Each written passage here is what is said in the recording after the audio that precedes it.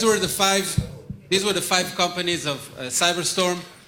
What we're going to do next, we're going to let the judges talk between themselves for a few minutes and decide who will be the most promising one and actually win this competition. And in the meantime, we're going to get to know a little bit better our mentors and have them share some really interesting advice with the crowd. So if you please, gentlemen, step outside for a quick deliberation. Drinks later. Thank you.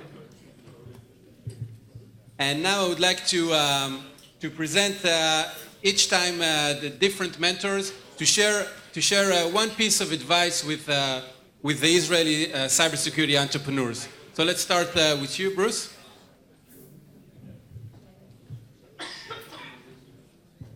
Thank you.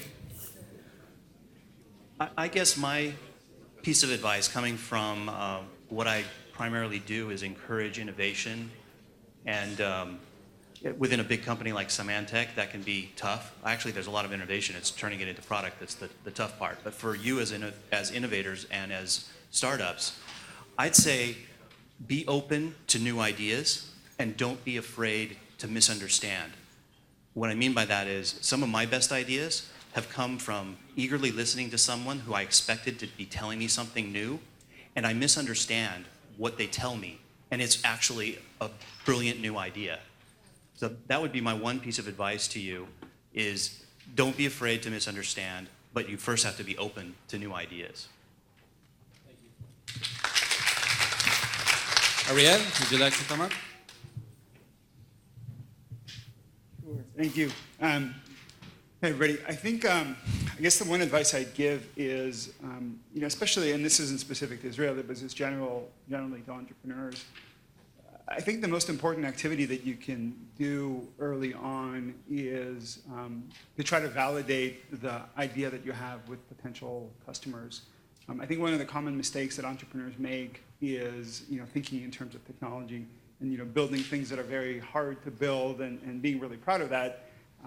But not spending enough time, outside their own offices and outside their own teams with prospective customers to understand whether there's a real buying opportunity there and whether there's a real need and a value that potential buyers are going to derive from it.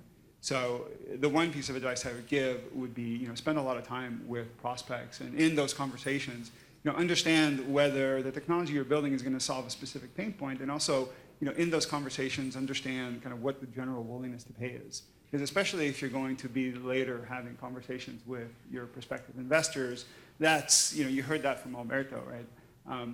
One of the most powerful ways to convince investors to give you money is to tell them that there are customers who are willing to buy your solution, and there's a large number of them who are willing to pay you, some number of money. So that's the advice I give you. Spend a lot of time outside your walls, talk to customers, and validate your product with them. Alex, you go first.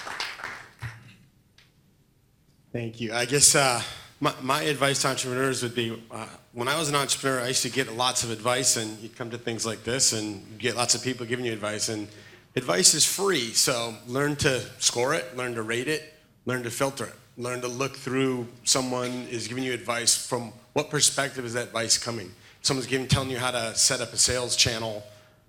Jay happens to run one. This was a perfect example.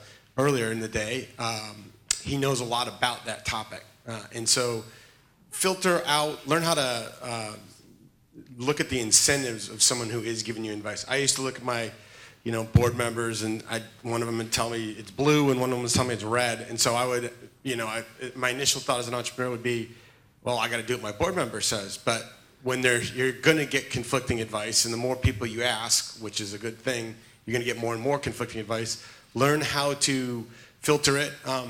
Go as far as we talk about in the security business, developing reputation scores. If you have a long-term relationship, say with a board member, people, ask them lots of small questions. You'll learn how they give advice.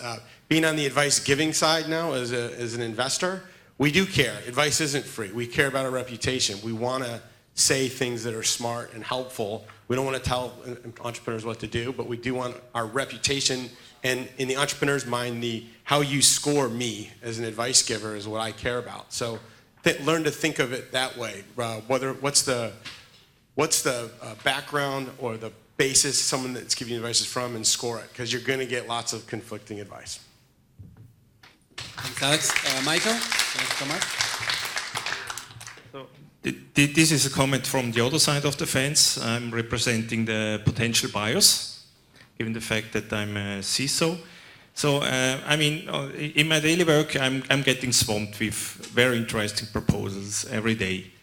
And it is really difficult to filter out which ones are the interesting ones and which are not the so interesting ones, because the sales pitch is always great. And afterwards, when you have a look at the reality and how you could use the product and you start asking questions, then the shortcomings start to appear. So my first advice would be honest. Be honest about what you can solve or what kind of issues you can address with your solution.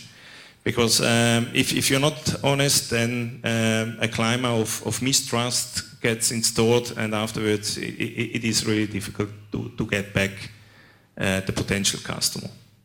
And the second piece of advice I would give is, I do have headaches in my daily work. I need to master. So the best thing that happens in my day is when somebody comes along and has a solution for my problems. So make it relevant.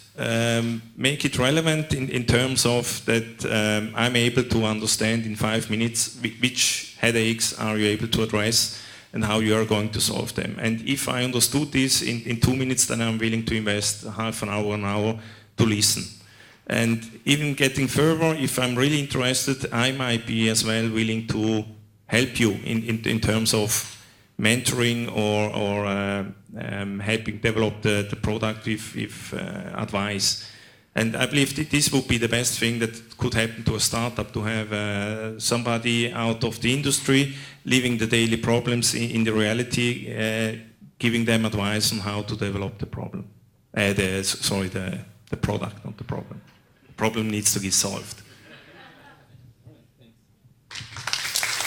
And Richard. So I have 2 pieces of advice for entrepreneurs.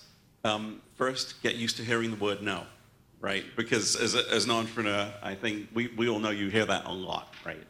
And then the second thing is that one of the things I look for in a startup is the right mix of extremely stubborn and malleable, right? So in other words, I want people who dig their heels in on the points that they need to dig their heels in, but I don't want people who never listen to what I've got to say. You've got to be the right mix. I'm looking for, because people are going to blow you around like a leaf on the wind, right? Everybody you talk to has an opinion, and they're all, they've all got good titles half the time, right? But you've got to have the right mix of being stubborn, knowing when to give and when not. But you will meet smart people who have good ideas that you need to change course on. So getting that balance right is really important, so just be aware of it. Thanks. Thanks, Richard. Well, apparently it's not that easy to pick the winner. The judges are still deliberating. So